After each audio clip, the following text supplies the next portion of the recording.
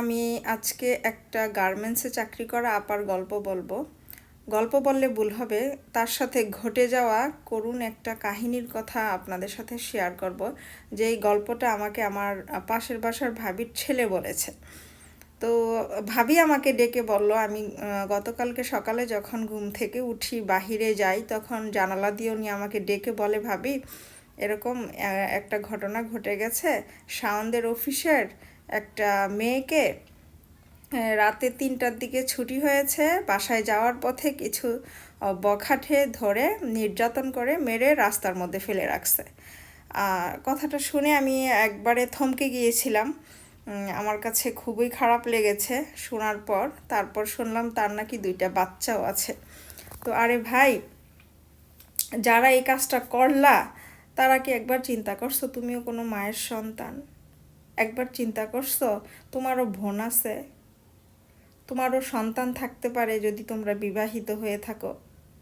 তারপরেও একটা নারীকে নির্যাতনও করলা, আবার মেরেও ফেললা। 2টা শিশুর মাথার ছায়া তুমি কেড়ে নিলা, কিভাবে পারলা? তো সেই ঘটনাটা শোনার পরে খুবই কষ্ট লাগলো। তো ওই বোনটা নাকি অফিসে আন্দোলন চলতেছে, সেই বোনটাকে নিয়ে অফিসে নাকি ছুটি চেয়েছিল। 10টার মধ্যে ছুটি চেয়েছিল, ছুটি দেয়নি, রাত 3টায় ছুটি হয়েছে। তো 3টা বাজে যখন আপনারা একটা ওয়ার্কারকে ছুটি দিলেন,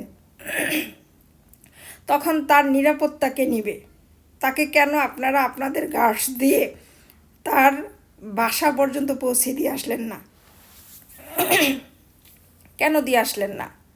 ওই বোনটার কেন এত বড় ক্ষতি হয়ে গেল? আর নারীদেরকে কেন আপনাদেরকে এত রাত পর্যন্ত অফিসে কাজ করাইতে হবে? পুরুষদের দিয়ে করাইতে পারেন না? নারীদের 8টা-10টার পরে কেন আপনাদেরকে অফিসে রাখতে হবে? আর যদি রাখতে হয়, তাকে ছাড়া যদি আপনার কাজই না চলে, তাহলে তাকে আপনাদের গার্ডস দিয়ে কেন তার বাসা পর্যন্ত পৌঁছে দিয়ে আসলেন না? ওই সন্তান 2টার কি হবে?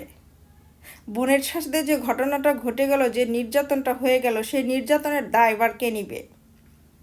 এখন ওয়ার্কাররা যতই আন্দোলন করুক, ওই বোনটা কি আর ফিরে আসবে? ওই সন্তান 2টা, ওই অবুঝ বাচ্চা 2টা কি তার মাকে ফিরে পাবে?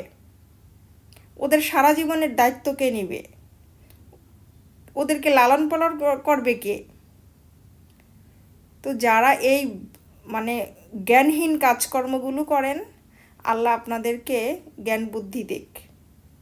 আর যারা নির্যাতন করে বোনটাকে শেষ করে দিয়েছে, তাদের বিচারও যেন এই জমিনেই হয়।